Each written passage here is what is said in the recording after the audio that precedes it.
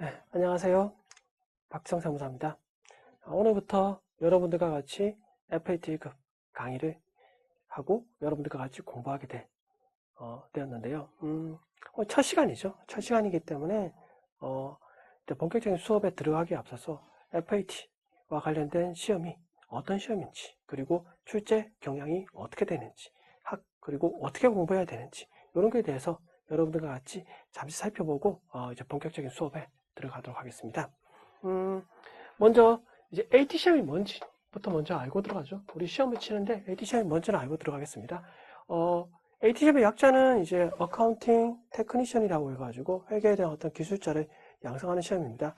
그리고 이 시험은 한국공인회계사에서 주관합니다.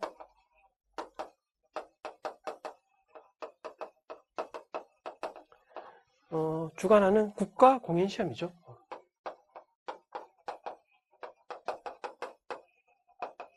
네, 시험이고요.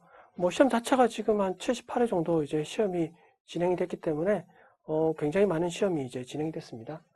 또 국가공인시험이고요. 이 시험의 자격증을 취득하시면 이제 취업하실 때 우대해주는 회사도 있고요. 그리고 또 어떤 이제 공공기관 같은 경우는 자격 요건에 우리 AT 자격증을 가지고 있는 분을 갖다가 채용하는 그런 것도 있습니다. 그래서 취업에 여러모로 많이 이제 도움이 되죠.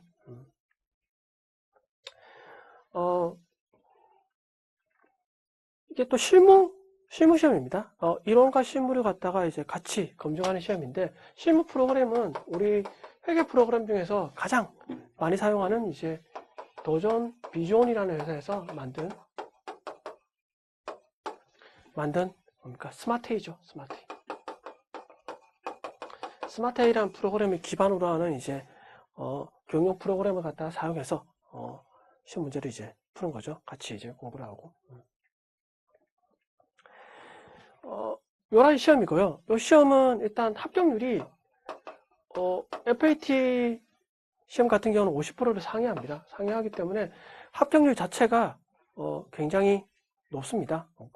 TAT 같은 경우는 1급 같은 경우는 이제 한 20% 정도 되는 경우도 있고 이런데, 일단 FAT 1급 같은 경우는 합격률 자체가 굉장히 높고, 그리고 문제 자체도 특히 실무 프로그램 같은 경우는, 실무 문제 같은 경우는 문제가 좀 정형화되어 있습니다. 정형화되어 있어서 지금 여러분들이 제가 공부하고 강의하고 따라오는데 잘 따라와 주시고, 그리고 교재를 갖다가 충분히 연습하시고 기출문제 많이 푸시면은 충분히 합격할 수 있는 시험입니다. 그래서 FAT급도 따시고 후에 이제 TAT도 같이 따시면 됩니다. 자, 그러면 FAT 1급 시험 출제가 어떻게 되는지를 한번 같이 알아보겠습니다. 자, FAT 시험은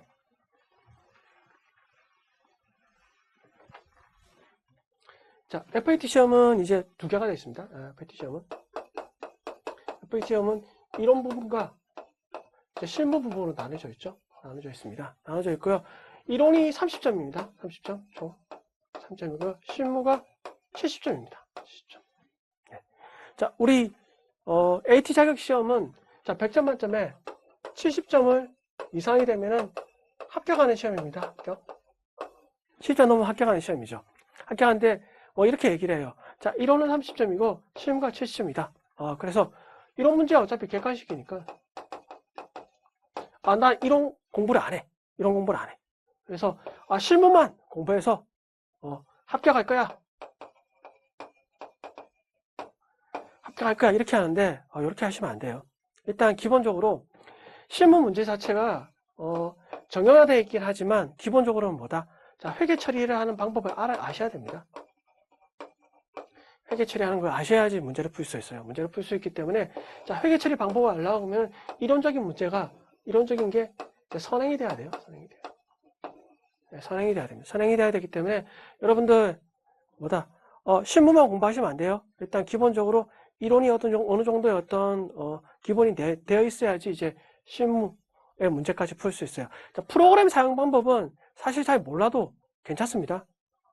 하다 보면 다 알 수 있어요. 왜냐하면 이게 각 메뉴마다 들어가 버리면은 들어가서 이제 입력하는 방법이라든지 이런 거 보시면은 입력해 보시면 다 알 수 있어요.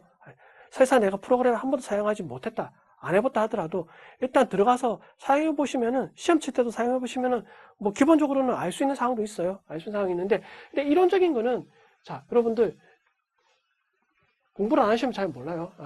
분계라든지 이런 것들. 자, 그래서, 자, 이론 시험은 30점이다. 30점. 또 이런 시험은 뭐다? 우리 이론은, 자, 제모회계가, 자, 7문항이 나와요. 그리고 부가가치세가, 자, 3문항이 나옵니다. 이게 30점이죠. 총 10문제가 나오는데, 그 중에서 7문제가 제모회계고요. 그리고 또 부가가치세가 3문제입니다. 3문제.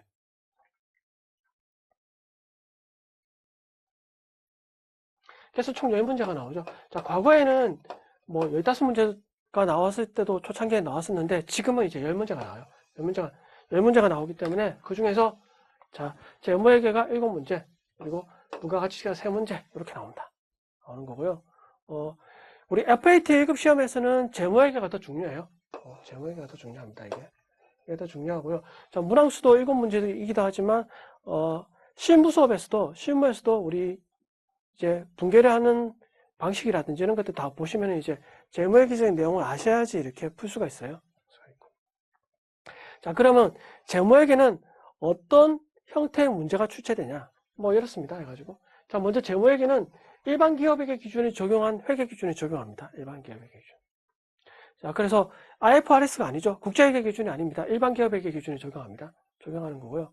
크게 파트가 5개 파트로 나뉘는데, 요 매출원가 계산은, 요거는 뭐 결산과 관련된 사항이라고 하면 총 4개 파트로 나눌 수가 있어요. 우리 파트가. 첫 번째가 뭐냐? 회계의 기본적인 개념과 회계 기록에 관한 사항. 요거는 이제 우리 뭐 발생주 회계가 뭔지, 그리고 재무정보의 질적 특성이 뭔지, 그리고 재무제표 작성과 표시의 일반 원칙이 뭔지, 재무제표의 기본 과정이 뭔지, 이런 어떤 회계에 대한 어떤 기본적인 이론에 대해서 나오는 문제입니다. 여기에서 보통 한 문제에서 2문제 정도 나와요. 한 문제에서 2문제.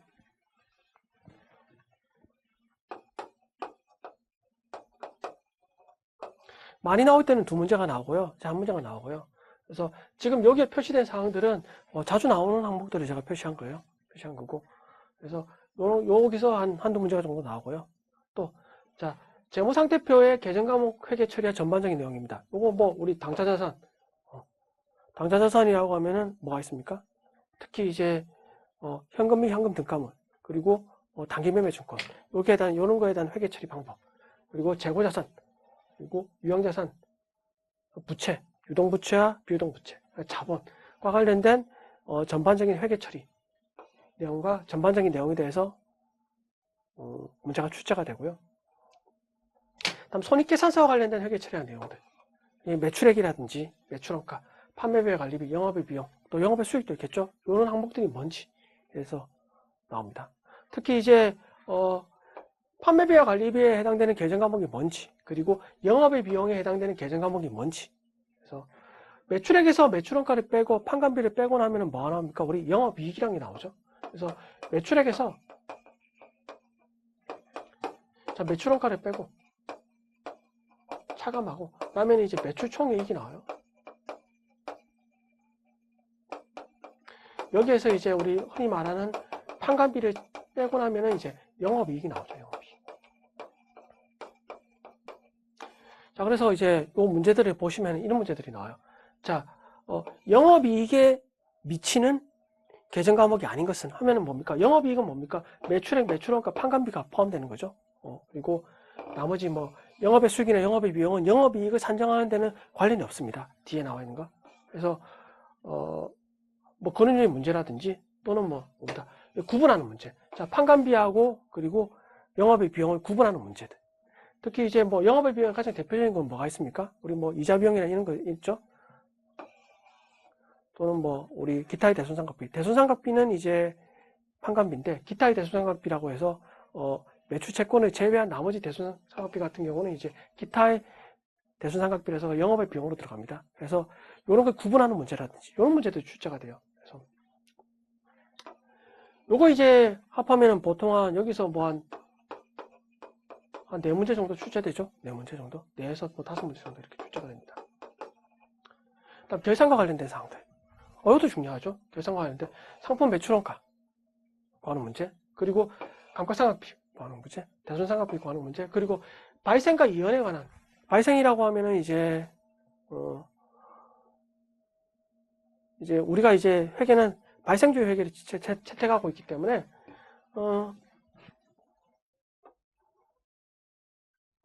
뭐 이자를 갖다 예를 들어서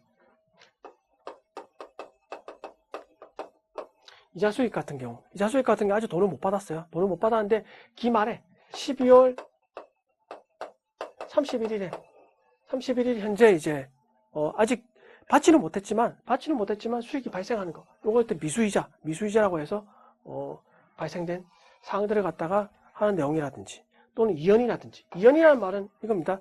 단기에 해당되는 비용이나 수익을 차기로 넘기는 거예요. 넘기는 건데, 그래서 뭐 우리가 발생주의 회계 같은 경우는 이제 12월 31일 기간으로 나누기 때문에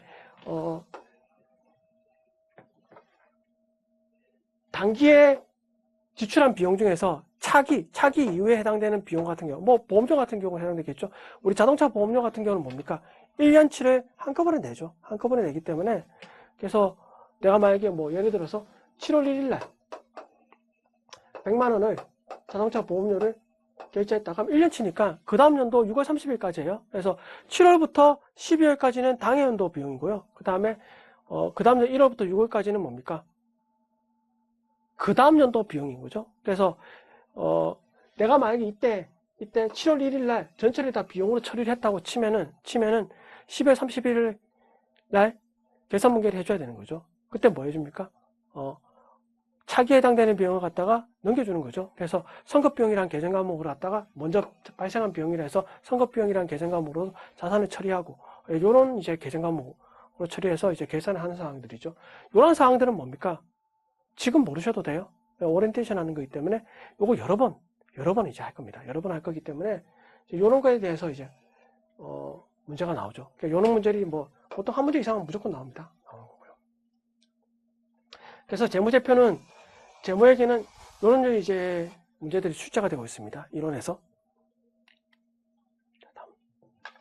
다음 부가가치세요. 부가가치세. 자, 부가가치세는 크게 이제 4개 파트로 나뉘는데요. 4개 파트로 나뉘는데 이제 부가가치의 기본적인 개념. 이 안에는 이제 부가가치세의 특징, 부가가치세가 뭐냐? 특징부터 시작해서 납세 의무, 그리고 과세 기간, 사업자 등록하는 방법이야, 그 내용이라든지, 납세지도 있겠죠. 사업장. 이런 것들이 이제 시험 문제 나오죠. 이런 것들이 이제 뭐 한 문제가 나올 수도 있고 한 문제가 안 나올 수도 있습니다. 나올 수도 있고. 그다음에 과세거래. 자, 공급 시기가 언젠지, 또는 이제 과세 대상 거래가 뭔지, 또는 뭐예요?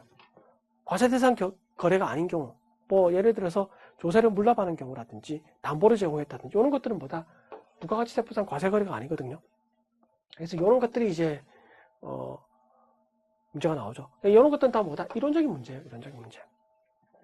다음, 영세율과 면세.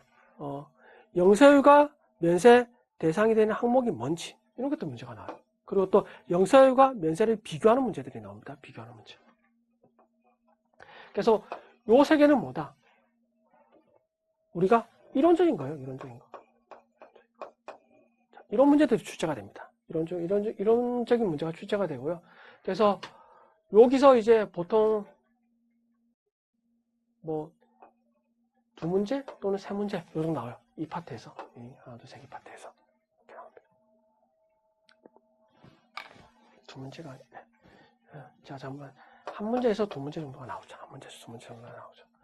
과세표준과 세액 계산. 요거는 기본적으로 계산 문제들이 나와요. 계산 문제. 자, 납부세액을 구하는 문제. 납부세액은 매출세액에서 매입세액을 빼가지고 납부세액을 구하는 거죠. 구하는 문제라든지, 또는 매입세액에 계산하는 문제. 매입세액 중에서도 이제 매입세액이 공제가 안 되는 항목들이 있거든요. 그것다 이제 매입세액 불공제 항목이라는데, 그 불공제 항목을 찾아내가지고 이제 구하는 문제라든지, 이런 류의 문제들이 계산 문제가 나와요. 근데 여기 한 문제에서 많으면 두 문제까지도 나옵니다. 많으면 두 문제까지도 나와요. 그리고 세금계산서. 세금계산서의 어떤 필요적 기재사항이 뭔지, 또는 전자세금계산서를 발행하는데 발행과 관련된 사항이 어떤 내용들이 있는지, 그리고 세금계산서를 발행해야 될 사업자와 발행 못하는 사업자들이 있습니다. 그래서 고기와 관련된 사항들. 요런데 요거는 이제 이런 문제가 나오죠. 이런 문제. 그래서 이런 걸 총 합쳐서 한 3문제 정도가 나와요. 부가가치세는. 실무에서는 크게 2가지 유형들이 출제가 되는데요. 일단 실무는 총 70점입니다. 70점이고요. 그래서 첫 번째가 이제 실무수행 과제를 통한 평가 문제.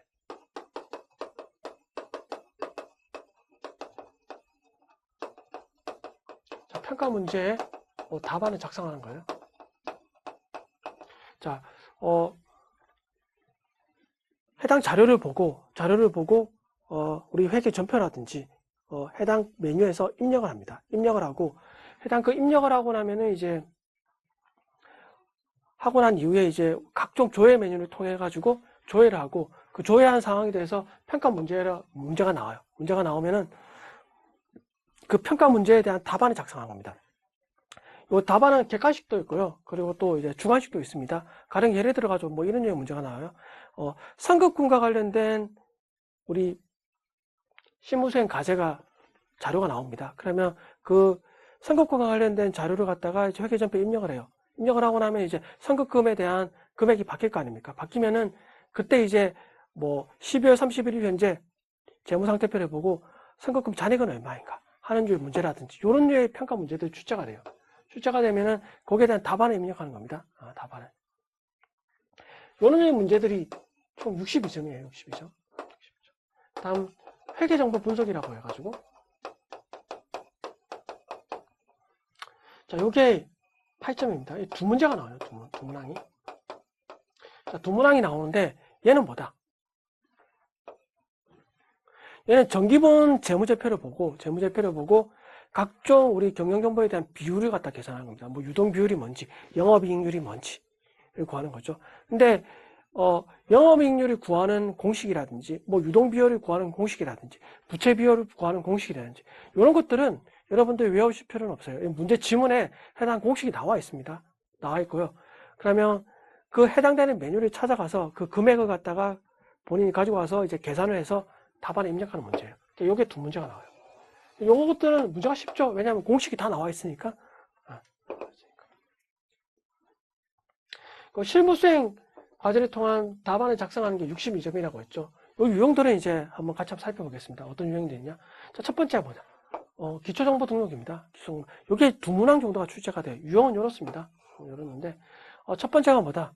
이제 사업자 등록증을 보고 회사 등록상을 수정하는 거예요. 회사 등록이라고 하면 해당 그 회사를 얘기하는 거죠. 내가 주이패스 가방이라는 회사가 있다. 그러면 그 주이패스 가방에 대한 회계정보의 사업자 등록증을 보고 사업자 등록증 지문에 나와 있어요. 나와 있으면은 거기에 대한 회사 등록상을 수정하는 겁니다.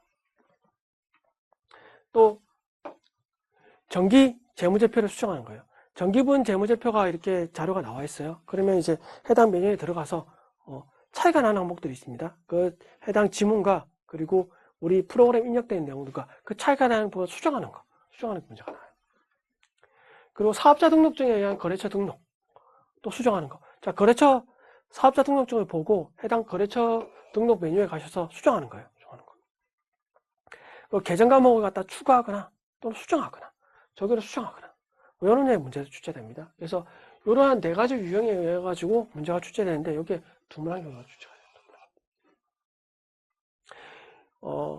요게 이제 배점이 몇 점인지는 잘 몰라요. 이 배점은 여기서 이제 평가 문제 답안을 작성할 때 그 문제에 보면은 1점부터 4점까지가 있습니다. 그래서 뭐 시험마다 조금씩 틀립니다. 좀 틀리기 때문에 뭐 최대 4점, 작으면 1점 이렇게 1점이 나오는데 수행 과제는 이렇게 한 4개 정도의 수행 과제가 이렇게 문항이 나옵니다. 자, 다음은 두 번째는 거래자료 입력이에요. 요거는 어디다 입력하는 거냐면 요거는 일반 전표 입력합니다. 일반 전표.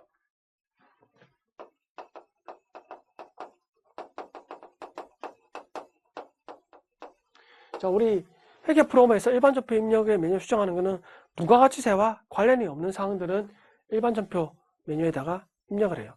근데 여기에 입력하는 메뉴들이 한 5문항 정도가 출제가 돼요. 그래서 첫 번째는 뭐다? 3만원 초과 거래에 대한 입력을 하고 그리고 영수증 수취명 세서까지 작성하는 거 출제가 돼요. 요거는 보통 한 2회차마다 한 번씩 출제가 되는 것 같아요. 2회차마다 정도 하나 출제가 되는 것 같고, 그래서 뭐 나온다고 봐야 되는 거죠. 그리고 각종 거래 증빙에 의한 거래자를 입력하는 거. 뭐 신용카드를 사용해서 지출한 내용이라든지 또는 뭡니까 현금 영수증을 수취한 거래라든지 또는 간이 영수증, 보험료 영수증 이런 각종 증빙에 의한 거래자를 입력하는 문제들이 출제가 되고요. 다음 어음과 관련된 자료를 입력하는 건데 이게 조금 어려워요. 어음과 관련된 자료.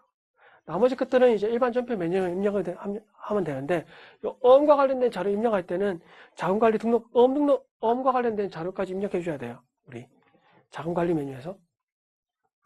이런 거 이제 약속보험 수취거래 또는 만기 결제거래 할인 또는 배서양도 또는 발행하는 거래 요런 거래들이 뭐다 문제가 출제가 되고요. 요건 거의 한 문제씩 무조건 거의 나온다고 보셔야 돼요. 자, 통장 사본에 대한 거래 입력. 자, 카드 대금이 자동 이체됐다. 이게 뭐예요? 우리 카드 대금이 이체된 거죠. 매월 이렇게 카드 대금이 빠져나가잖아요. 자동 이체되잖아요. 그러면 그 자동 이체가 됐을 때 그 자료를 보고 우리 회계전표에 입력하는 거. 이자 수익, 외상 매입금 지급하는 등 뭐 이런 유형들이 이제 출제가 됩니다. 또 유형자산과 관련된 자료를 입력하는 거. 유형자산을 구입하거나 매입하거나 뭐 매각하거나 이런 경우죠. 또는 이제 뭐 기타 단기매매증권 구입하거나 매각하거나 또는 뭐 출장비를 정산하거나 또 급여를 지급하거나 계약금을 지급하거나 또 이런 것도 있겠죠. 뭐 주식을 발행하거나. 자, 요런 류의 문제. 이건 뭐다? 요거는 일반 전표에다 입력하는 겁니다. 일반 전표에 입력하는 메뉴들이 한 5문제 정도가 나옵니다. 자, 다음은 부가가치세와 관련된 건데 요거는 어디다 입력하는 거냐면 요거는 매입 매출 전표에다 입력하는 문제들이에요. 매입 매출 전표.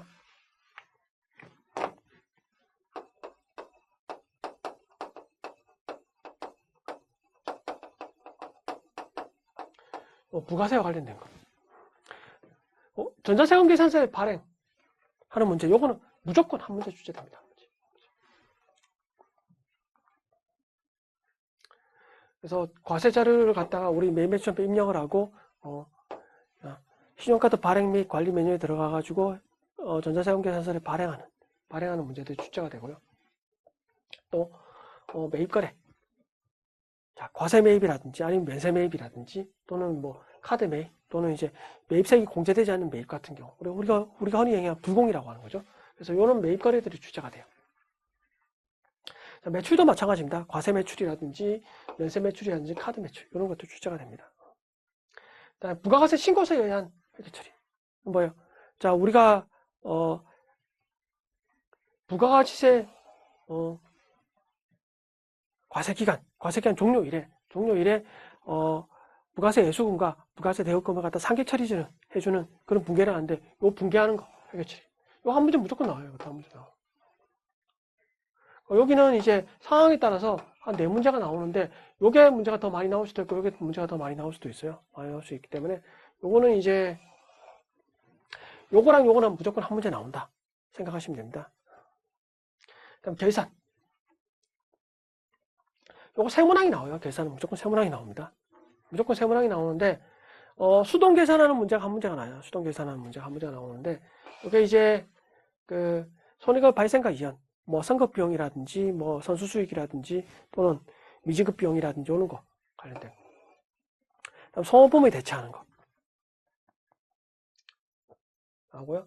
자동 계산 분계에서 요거는 여기 나올 수도 있고 감가상각이라고 대손 나올 수도 있는데 가장 많이 나오는 거는 이제 기말 재고 자산 입력을 해서 상품 매출 원가를 갖다가 이제 분계하는 내용들이 많이 나와요.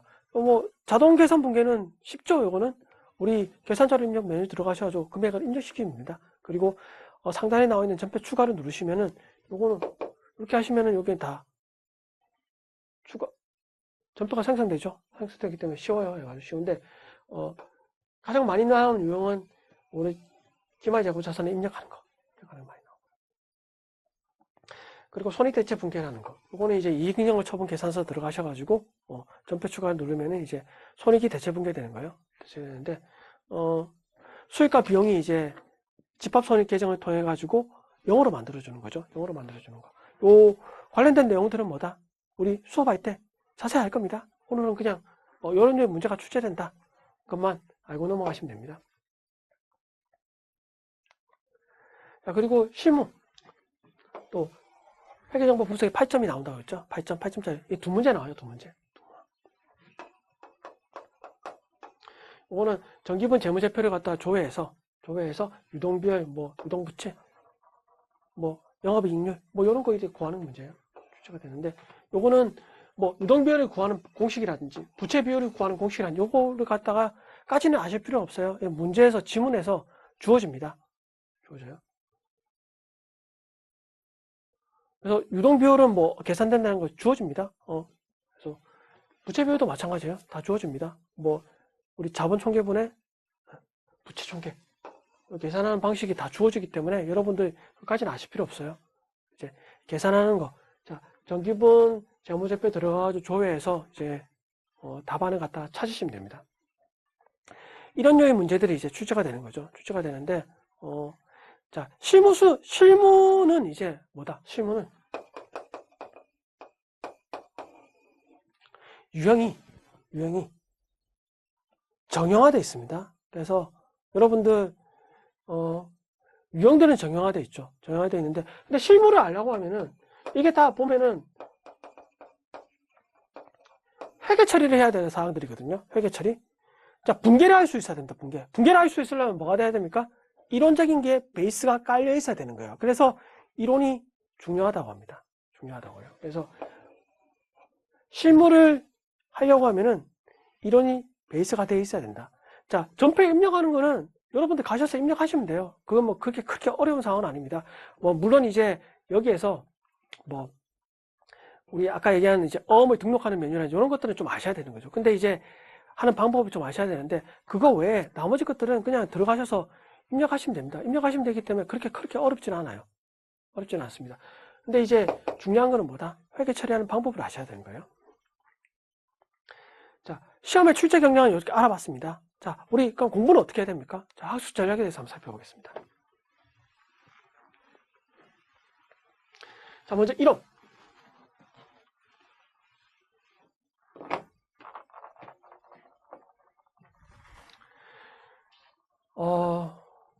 일단 회계 처리 방법에 대해서는 반드시 여러분도 아셔야 됩니다. 회계 처리 방법.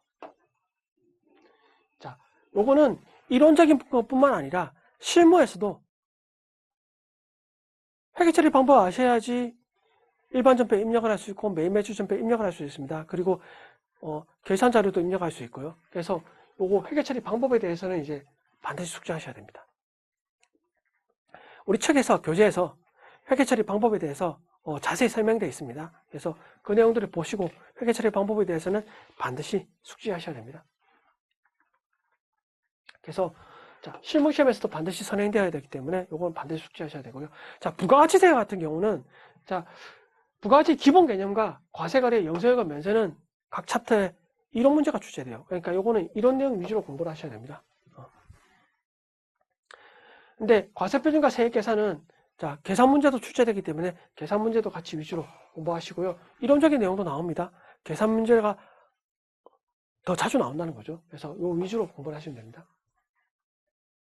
자, 이렇게 공부하셨으면은 이런 뭐다? 우리 기출 문제에 나와 있는 핵심 기출 문제를 반드시 풀어보시고요. 그리고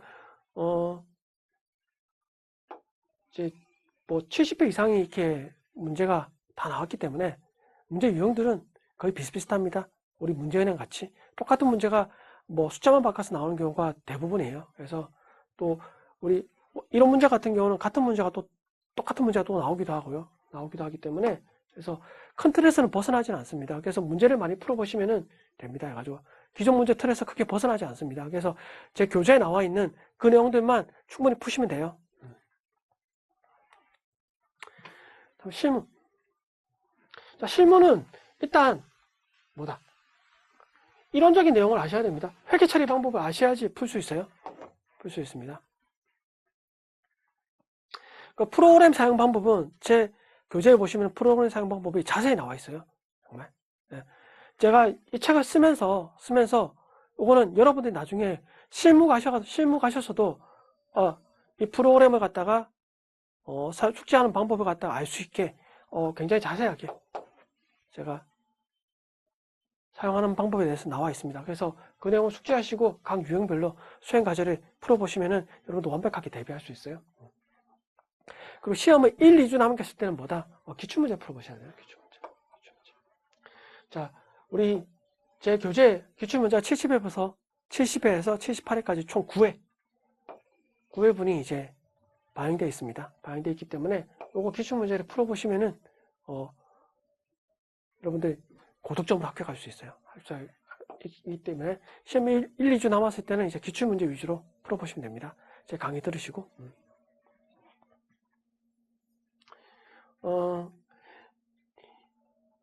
우리 이제 이론, 실무, 기출과 같이 제 책 구성도 이론 파트, 실무 파트, 그리고 기출 파트 이렇게 나눠져 있어요. 강의도 이론 강의, 실무 강의, 기출 강의 이렇게 나갈 겁니다. 나가는 거고요. 제 강의는 제 교재에 나와 있는 내용들을 갖다가 전부 다 설명드릴 거예요. 다 문제도 거의 다 설명드릴 거고요. 여러분들 여기에서 다 들으셔도 되고요. 다 들으시면 좋죠. 다 들으시면 좋고 시험이 안 되시면은 시간 없으시면은 그 중에서 본인이 이제 꼭 알아야 될 항목들 위주로 해서 들어보시면 됩니다. 그리고 제 책에는 일단 이런 파트 같은 경우는 제가 거기에서 이제 중요한 부분은 별표로 처리되어 있어요. 책에. 그래서 이 부분은 반드시 아셔야 되는 거고, 그리고 이제 보이드 처리된 거 이런 것들은 이제 시험에 자주 나오는 항목들이기 때문에 그런 거 위주로 해서 이제 보시면 됩니다. 자, 오리엔테이션은 여기까지 하고요. 다음 시간에 이제 본격적인 이제 강의를 시작하도록 하겠습니다. 자, 오리엔테이션 강좌는 여기까지 하고요. 여러분들 수고 많으셨습니다. 자, 감사합니다.